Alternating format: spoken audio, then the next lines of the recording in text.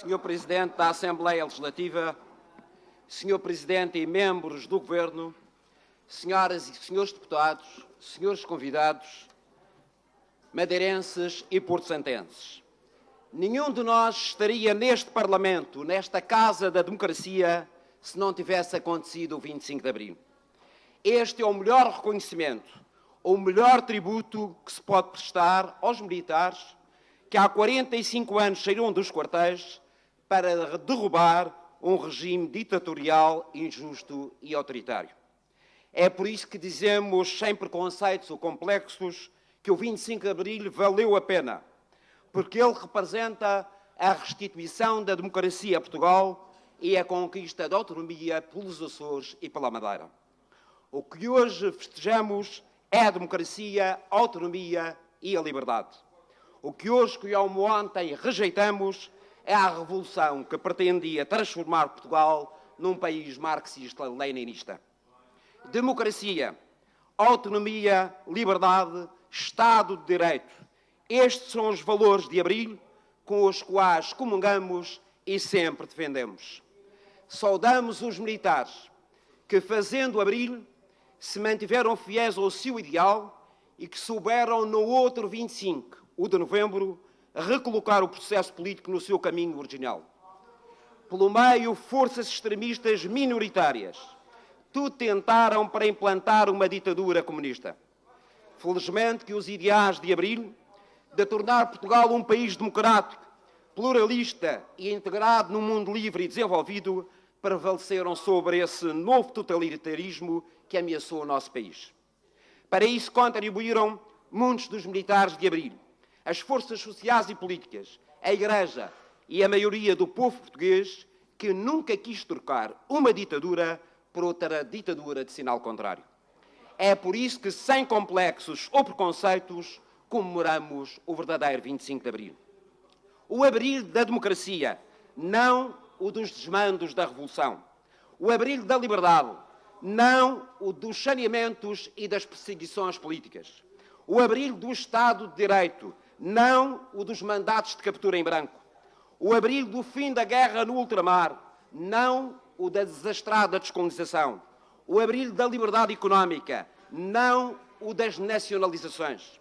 O Abril do poder local e das autonomias, não o Estado dirigista e centralista. Este é o verdadeiro espírito do 25 de Abril, a que uma larga maioria dos portugueses aderiram de corpo e alma e que alguns quiseram desvirtuar através de uma ditadura comunista que felizmente foi travada a 25 de novembro, também com a colaboração dos madeirenses autonomistas.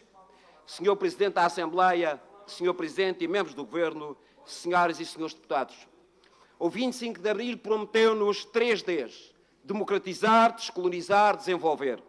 Se os 2 primeiros objetivos estão cumpridos, vivemos numa democracia, apesar de imperfeita e sujeita a aperfeiçoamentos e naturais ajustamentos, porque há falta de credibilidade da política, a corrupção corrói a confiança nas instituições e a abstenção cresce de forma preocupante.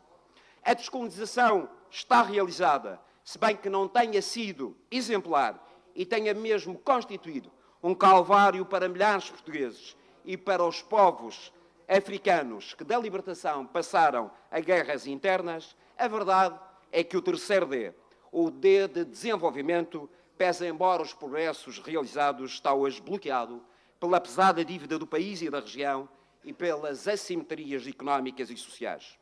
Os portugueses têm razões para estar preocupados. Os tempos que vivemos e os sinais que nos chegam anunciam novos perigos, ameaças e dificuldades. Os 3 deste Esperança de Abril de 1974 estão hoje substituídos, a 25 de Abril de 2019, por outros 3 perigosos Ds: dívida, desigualdade e descrédito. A dívida do país não para de subir e a da Madeira, apesar de controlada, é impagável e condiciona o investimento, o crescimento económico e a criação de emprego. Portugal tem a maior dívida de sempre da sua história. O endividamento do país é insuportável e ameaça de novo a nossa já relativa soberania financeira. O desemprego, embora tenha descido, continua a atingir milhares de cidadãos e o fraco crescimento económico não cria os empregos qualificados que foram prometidos aos nossos jovens licenciados. Se a isto somarmos a maior carga fiscal de que há memória no país, a falta de competitividade e produtividade da economia, conjugada com o visível empobrecimento da classe média e com o acentuar das desigualdades sociais, bem como com o descrédito do sistema financeiro e bancário e o desprestígio das instituições do Estado, então temos uma noção clara do Estado da nação e também do Estado da região. Os portugueses, os do continente, dos Açores e da Madeira, têm razões para estarem preocupados e até se sentirem enganados quando constatam que os governos escondem a realidade, mascaram os números e prometem o que não podem cumprir. Há um déficit de confiança nos governos e nas suas capacidades para inverter este declínio em que está mergulhado Portugal e as suas regiões autónomas. Por exemplo, este governo regional não fez uma única reforma, não tomou uma única medida para mudar o modelo de desenvolvimento económico assente apenas em investimento e obras públicas. Antes, pelo contrário, depois de um período de estagnação, parece querer regressar à política do betão e das obras inúteis, a ver se rende algumas inaugurações e alguns votos. É esse déficit de governação que leva as pessoas à desconfiança, à descrença e à desmotivação. Muitos cidadãos já se interrogam se foi para isto que se fez o 25 de Abril. Não foi, certamente. Mas também não foi, certamente, para deixar tudo como está. Este ano, os cidadãos têm nas suas mãos o poder de decidir, em 3 ocasiões, em 3 eleições, uma mudança neste estado de coisas e aproveitar uma oportunidade histórica para dar uma nova esperança ao país e à Madeira.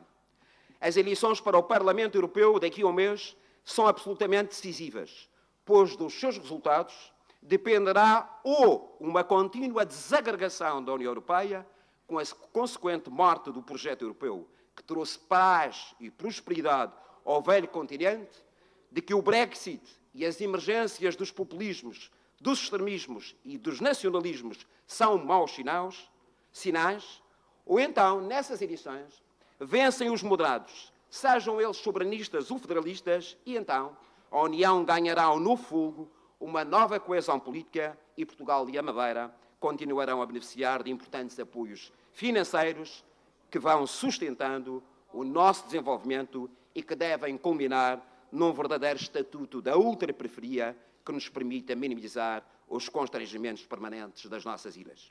A segunda ocasião em que os portugueses podem dar um novo rumo ao país são as legislativas nacionais, para que não se repita uma geringonça de esquerda, que na base de alguma reposição de rendimentos, mas de muita propaganda, escondeu a maior carga de impostos que há memória no país.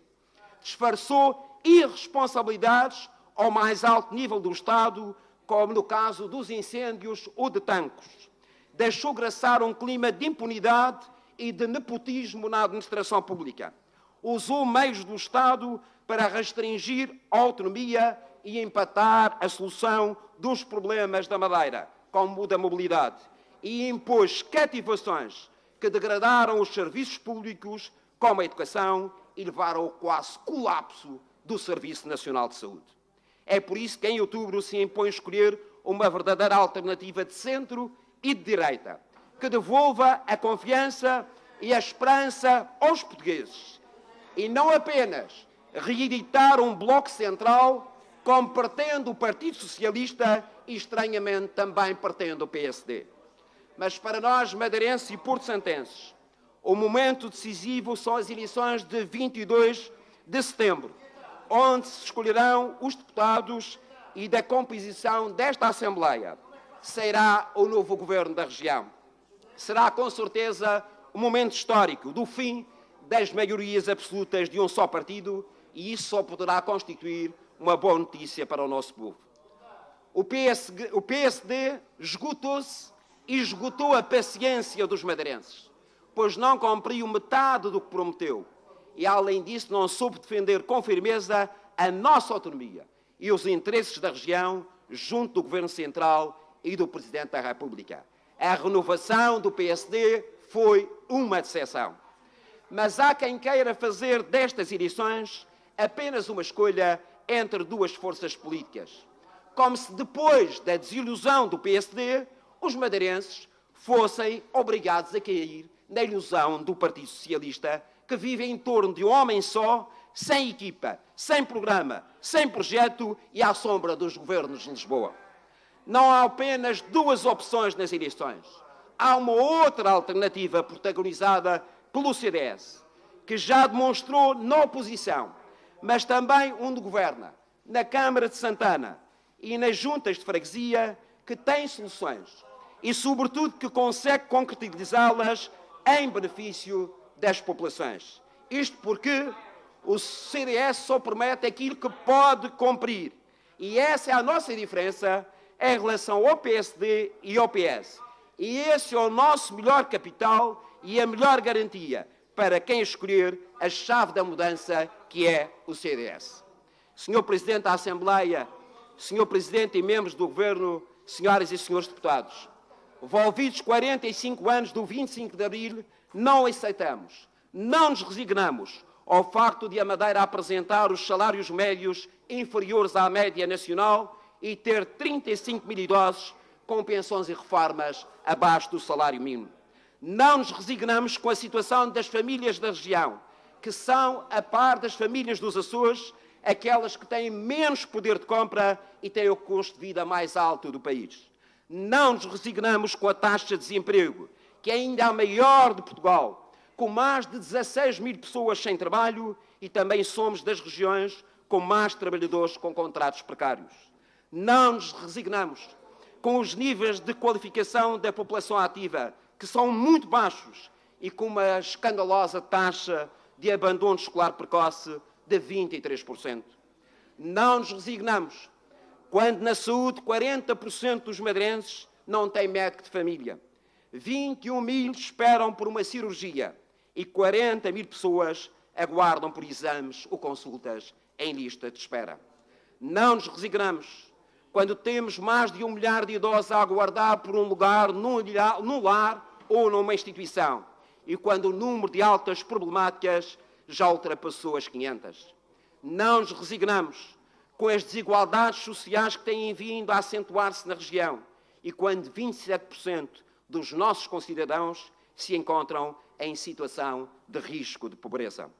Ao contrário do que faz crer o Governo, o Estado da região não é famoso e não se queixem do passado de Lisboa, pois estes são os resultados das vossas políticas e se alguém tem responsabilidades, é apenas e só o PSD que governa a Madeira há 42 anos. A Madeira precisa de um novo rumo, que volte a mobilizar e galvanizar os cidadãos em torno da autonomia e que dê esperança às atuais e às novas gerações. Mas esse novo rumo não pode ser uma geringonça importada e muito menos imposta pelos senhorios do Terreiro do Paço aos madeirenses, assim como não pode ser protagonizada por populistas socialistas sem projeto e sem programa e sem equipa de governo. O CDS-PP tem a dizer aos portugueses do continente e, sobretudo, aos da Madeira, que lá pelos governos não serem capazes, isso não quer dizer que o país e a região não sejam capazes. Somos capazes. E já o demonstramos em diversas épocas dos nossos 600 anos. Este governo regional não está à altura da nossa história, até da mais recente. Mas em democracia há sempre alternativa. E estou certo que o nosso povo escolherá bem nas eleições e saberá transformar as fraquezas em forças, os perigos em desafios e as ameaças em oportunidades.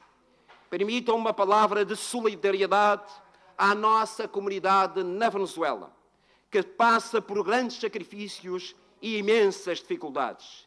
E para todos aqueles lusodescendentes que regressaram à Madeira e que temos o dever de acolhimento. Senhor Presidente da Assembleia, Senhor Presidente do Governo, Senhores Secretários, Senhoras e Senhores Deputados, não estamos condenados a mais um período de decadência. Haja a coragem de abrir um caminho diferente e de percorrê-lo com tenacidade e persistência, com trabalho e engenho. E Portugal e as suas regiões autónomas vencerão o tortuoso desafio que têm pela frente, conseguindo encetar uma nova era de progresso e desenvolvimento e construindo uma terra mais justa para todos os cidadãos. Porque foi para isso que se fez o 25 de Abril. Temos que refazer a esperança.